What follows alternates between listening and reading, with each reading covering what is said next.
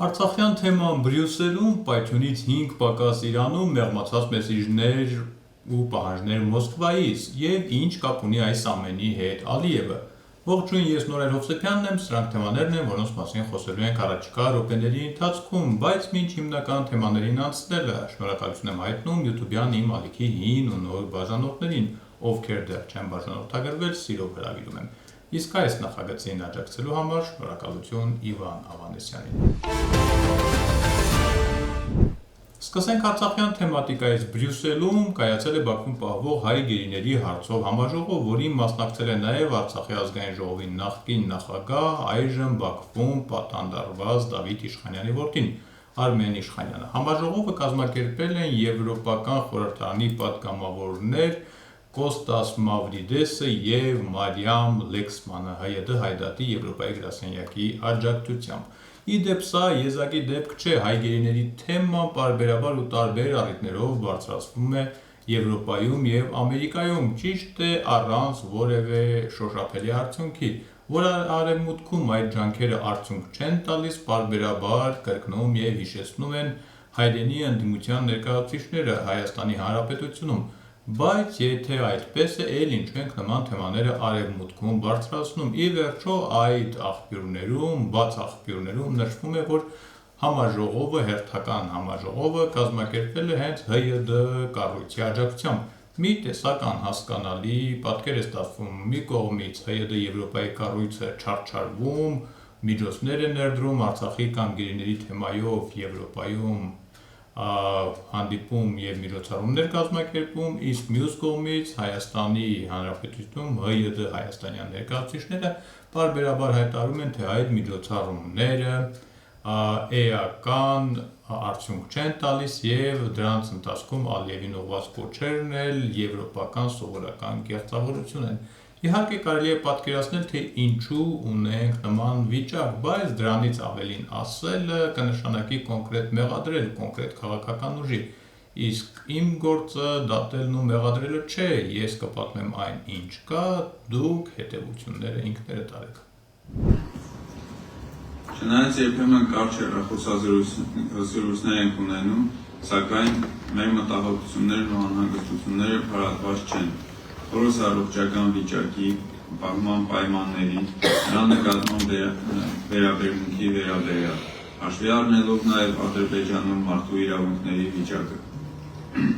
Although we are sometimes able to have brief telephone conversations with him, our fears and anxieties remain. We continue to worry about his health, the conditions in which he is being held, and the treatment he receives, especially given the broader human rights situation in Azerbaijan. Արդեն 1000 օրից ավելի է մենք մշտական անհանգստության ու ծանր ապրումների մեջ ենք։ For more than 1000 days, we have lived with constant uncertainty, fear, and profound emotional pain. Ադրբեջանում մեկնարկած կեղծ դատավարության արդյունքում հայրս դատապարտվեց ցմահ ազատազրկման, սակայն կարծում եմ կարիք չկա անդրադառնալու այդ դատավարության շինծ ու բնույթին։ The sham trials initiated against my father in Azerbaijan resulted in a sentence of life imprisonment. However, I believe there is no need to explain here the fabricated nature of these trials. Հայ գերիներից հայրս Ռուբեն Վարդանյանը ու Դավիթ Բաբայանը ցայնագրությունների միջոցով հայ հանրությանը փոխանցել են դատավարության կեղծ բնույթի մասին տեղեկություններ։ Եթե ձեզ թվում է, թե Իրանում իրավիճակը վերջնականապես հանդարտվել է, պետք է հիասթափեցնեմ, դեռ ավելին, հիմա ավելի վտանգավոր փուլում ենք և դա ասում եմ անկեղծ, այդ թվում նաև մենք։ Թրամփը որոշել է վճարովի դարձնել Հորմուզի նեղուցը, նավերը պետք է վճարեն բեռի արժեքի 20%-ի չափով։ Սա անսպասելի որոշում էր, քանի որ Թրամփը նախկինում միշտ էլ հայտարարում էր, թե նեղուցով անցնելը բոլորի համար պետք է լինի ազատ ու անվճար։ Ամերիկայի զինված ուժերի կենտրոնական հրամանատարությունն էլ հայտարարել է, որ հուլիսի 14-ից կվերականգնի Իրանի բոլոր նավահանգիստների և ափամերձ տարածքների շրջափակումը։ Նախորդ շրջափակման ընթացքում ապրիլից հունիս ընկած ժամանակահատվածում ամերիկյան զինվորականները վերաուղղորդել են ավելի քան 140 նավ, 9-ին խախտում անելու համար շարքից հանել են, իսկ մարդասիրական օգնություն տեղափոխող ավելի քան 50 առևտրային նավ թույլտվություն էր ստացել շրջափակման միջով անցնել ու հասնել իրանական ափեր։ Իդեպ հիշեցնեմ, որ արդեն 3 օր է ինչ Իրանն ու Ամերիկան կրկին ակտիվ հարվածներ են հասցնում իրար։ Իրանական կողմը հարվածներ է հասցնում տարածաշրջանում ամերիկյան բազաներին, իսկ ամերիկյան կողմը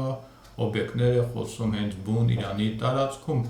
ընդ որում, որպեսզի Հորմուզի հարցում իր պահանջներին լուրջ վերաբերվեն, Ամերիկան հատուկ ուշադրություն է դարձրել հենց նեղուցի երկայնքով տեղակայված իրանական ռազմական օբյեկտներին և ըստ աղբյուրների, ըստ ամերիկյան նաև պաշտոնական աղբյուրների, այդ ընթացքում օգտագործվել են նաև, կարծես առաջին անգամ օգտագործվել են նաև ամերիկյան ուժերի կողմից անօդաչու արագընթաց նավակներ, որոնք օգտագործվել են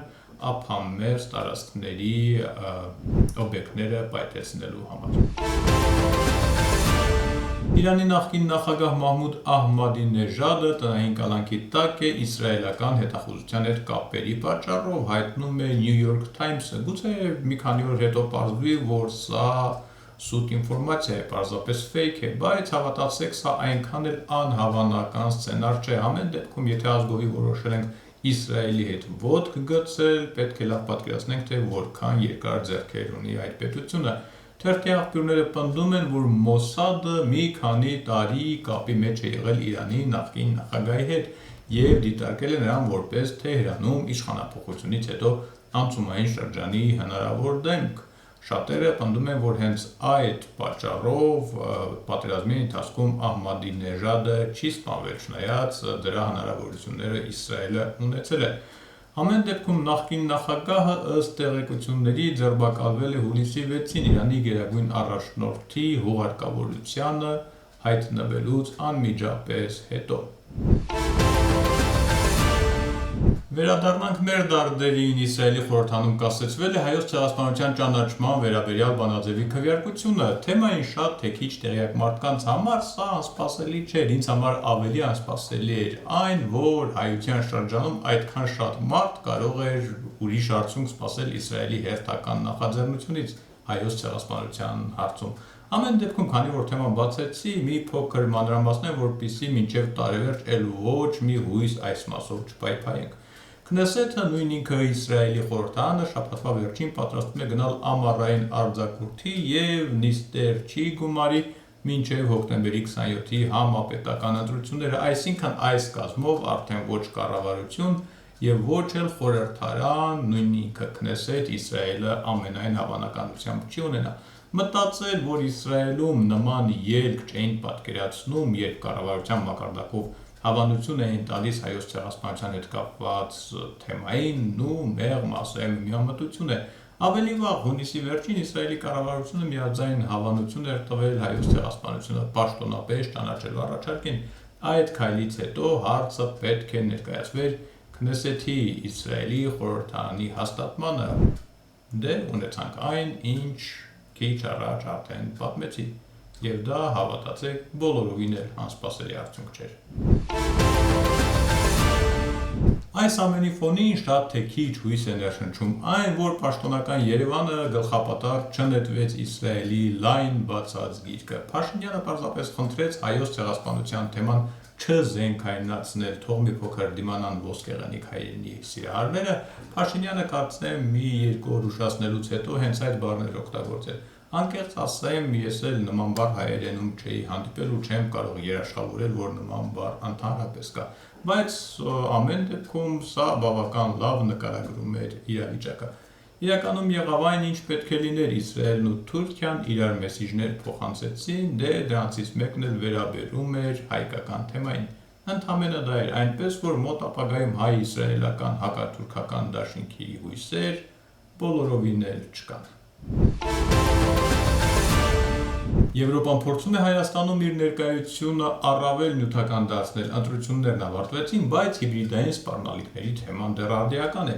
ԵՄ-ն Հայաստանում կտեղակայի հիբրիդային սպառնալիքների դեմ պայքարին ուղղված առաքելություն հայտարարել է Եվրամիության արտաքին գործերի և անվտանգության քաղաքականության հարցերով բարձր ներկայացուցիչ Կայա Կալասը։ Մենք նաև համաձայնության ենք գալու Հայաստանի համար նոր գործընկերային առաքելության շուրջ պայքարելու հիբրիդային սպառնալիքների և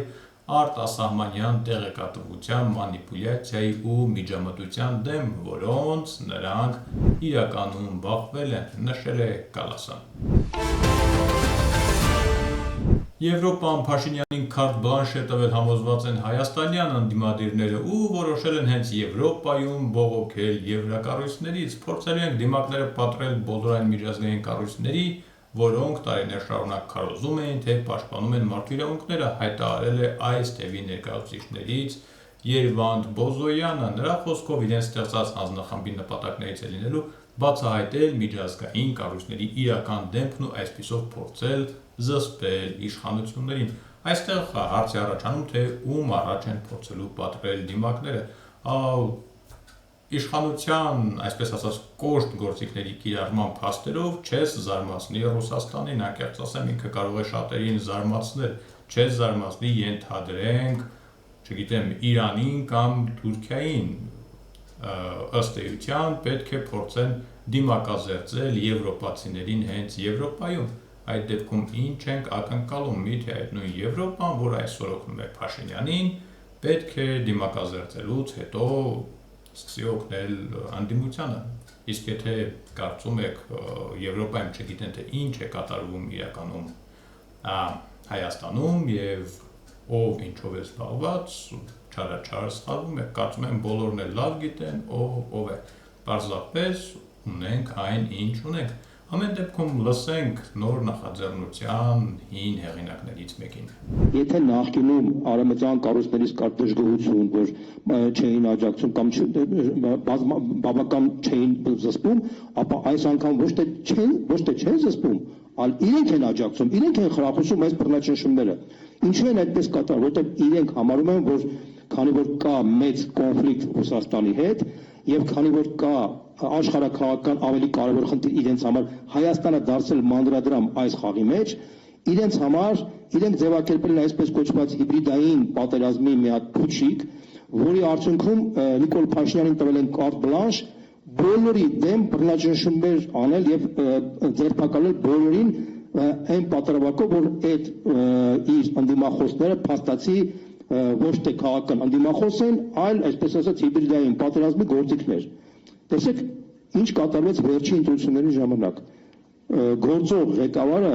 հայտարարում է նախընտրական արշավում, որ ինքը պատրաստվում է սպանել եւ կանոնավորել իր հակառակորդներին։ Դուք նման բան տեսել եք վերջին 30 տարվա ընթացքում, որ երկրի ղեկավարը ընտրություններից առաջ հայտարարի, որ իր օպոնենտները կամ պետք է գնդակահարվեն, կամ պետք է ձերբակալվեն, կամ պետք է սպանվեն, կամ չգիտեմ ինչ անեն։ Պատկեր ավելին կարող եմ ասել, գործող ղեկավարը հայտարարում է, որ Հայաստանում մնացած բոլոր քաղաքական ուժերը, դրանք քաղաքական ուժեր չեն, դրանք ընտրակաշառք բաժանողներ են, դրանք հանցագործներ են, դրանք հայրենիքի թշնամիներ են։ Ուշադրություն դարձրեք, այս բառապաշարը շատ նման է նացիստական Գերմանիայում նացիոնալ-սոցիալիստական կուսակցության բառապաշարին Հիտլերի գլխավորությամբ։ Հաճելի լուրեր ևս կան։ Հայաստանի դպրոցականների թիմը 2 արծաթ եւ 3 բրոնզե մեդալ է նվաճել ֆիզիկայի 56-րդ միջազգային օլիմպիադայում, սա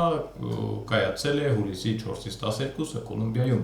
Օլիմպիադային մասնակցել են 91 երկրների 400-ից ավելի ներկայացուցիչներ, եւ Հայաստանը այս ահռելի քանակի մեջ կարողացել է արծաթե եւ բրոնզե մեդալներ նվաճել։ Սա կարծում եմ այն հույսն է, որը մենք պետք է փայփայենք, եթե ուզում ենք վաղը ունենալ ամուր եւ կենսունակ Հայաստան։ Հայաստանում ծնելիության ցուցանիշները շարունակում են նվազել։ 2025 թվականին հանրապետությունում գրանցվել է 32,042 ծնունդ, 2024 թվականի 33,593-ի եւ 2023 թվականի 36,590-ի դիմաց։ Հայաստանի Հանրապետության աշխատանքի և սոցիալական հարցերի նախարարինքից հասարակական խորհրդի նիստում այդ մասին ահազանգել է հենց ինքը Արսեն Թորոսյանը։ Ցավոք սրտի մենք ունենք ամեն տարի իջնող ծնելիություն, ես մի երկու թիվ եմ ուզում ասել։ Մենք ուրեմն ունեցել ենք 32,042 ծնունդ 25 թվականին, 33593 ծնունդ 24-ին, 36590 23-ին, 22-23-ի համեմատ ավել են ունեցած ծնունդները, 36353 ա եղել եւ 300-ով մոտ 250-ով մոտ ավել են ունեցել։ Դրանից առաջ էլի կայուն է մոտեղ 36-ի շրջանակներում, բայց անկումը շարունակվում է եւ Տիկին Բաբայանն էլ մի երկու բան ասեց, ինչի է դա տեղի ունենում եւ երեխաների թվի պարզապես անկում ունենք, այսինքն մեկ կնոջը հասնող վերարտադրողական տարիքում ծնունդների թիվ ավելացող, բարձրացող եւ առաջի երեխա ունենալու տարիք եւ ամուսնության տարիք եւ սրանք բաներ են, որ հաճախ պետությունները չեն կարողանում փոխել կամ հեշտությամբ չեն կարողանում այս թվերին անդրադառնալու առիթ էլի կունենանք։ Եթե ոչ մենք, ապա եկող սերունդը հաստատ կունենա։ Լուրը Ռուսաստանից հայկական ապրանքները դեռ չեն ընդունում, բայց Ռուսաստանից Հայաստանին ուղղված մեսիջները էականորեն մեղմանում են Մոսկվային եւ Երևանին կապում են առանձնահատուկ հարաբերություններ եւ երկու երկրների ժողովուրդների անկեղծ սերը հայտարարել է ոչ ավել, ոչ պակաս, այո, ինքը Մարիա Զախարովան։ Для нас Армения это не просто суверенное государство. Безусловно, это так. Суверенное, независимое государство с древними корнями, культурой потрясающей. Но это еще государство, с которым нас связывают особые отношения в силу нашей общей истории, в силу такого количества совместных всего, совместных семей, проектов, бизнеса, переплетения судеб, я бы так это назвала, когда выдающихся деятелей, которые связаны с Арменией этнически, в нашей стране воспринимают как наши любимые режиссеры, актеры, художники. Поэтому это действительно огромный мир, который нас связывает. Помимо всего прочего, у нас есть межгосударственные отношения, у нас есть стратегические планы развития этих отношений. С нашей стороны всегда была только помощь, поддержка, которые были, на мой взгляд, связаны как с геополитическими составляющими, как говорят дипломаты, так и с тем, что я называю любовью. Ну, искренняя любовь. Մի խոսքով կարող ենք ակնկալել, որ առաջիկայում կլսենք Պուտին-Փաշինյան հանդիպման պլանների մասին, դե շնորհավորանքների համար կարծում եմ արդեն շատ է ուշ, եթե անգամ դա լինի, մի տեսակ անդուր եւ անլուրջ կհնչի, եթե մեկ այլ թեմայի մեջ չփաթաթեն եւ չուղարկեն Հայաստան։ Մի թեմա էլ ու վերջ, Ուկրաինայի թեման չի կարող Բաքվի հետ հարաբերությունները փչացնելու պատճառ դառնալ, այդ մասին հայտարարել է Պեսկովը։ Հիշեցնեմ, որ Ադրբեջանի նախագահը օրերս հերթական անգամ հայտարարել էր, թե Բաքուն կողմ է Ուկրաինայի տարածքային ամբողջականությանը, իսկ դա նշանակում է Կիևի անվիճելի իրավունքների ճանաչում ընդհուպ մինչև Ղրիմի նկատմամբ։ Ու դրանից հետո Մոսկվայում Ալիևին ասում են ընդամենը այսքանը։ Հիշում եք, չէ, Զելենսկոյից հետո Հայաստանի գլխին Մոսկվայից ինչ բերեցին, բայց Բաքվի դեպքում պարզապես գլուխը շոյեցին։ Կան մի շարք պետություններ, որոնց հետ մեզ կապում են սերտ հարաբերությունները եւ որոնք կիսում են այնպիսի դիրքորոշում, կրկնում եմ դիրքորոշում, որի հետ մենք կտրականապես համաձայն չենք, այո, դա մեր տարաձայնությունների առարկան է միևնույն ժամանակ, մենք չենք կարծում, թե սա առիթ է, որպեսզի այդ հարցը ինչ-որ ստվեր գցի մեր երկկողմ հարաբերությունների վրա, հայտարարել է Ռուսաստանի Դաշնության նախագահի խոսնակը։ Ու վերջ, ոչ արտահանման համար ռուս-ադրբեջանական սահմանը փակեցին, ոչ Ռուսաստանաբնակ ադրբեջանցիներին ավտոբուսներով հետ ուղարկեցին։ Դե մնացածի մասին էլ չեմ խոսում։ Վստահ եմ այս թեմաներին անդրադառնալու առիթ կունենանք առաջիկայում, մինչ այդ ամուր եղեք ու մի քիչ էլ զգույշ, կհանդիպենք։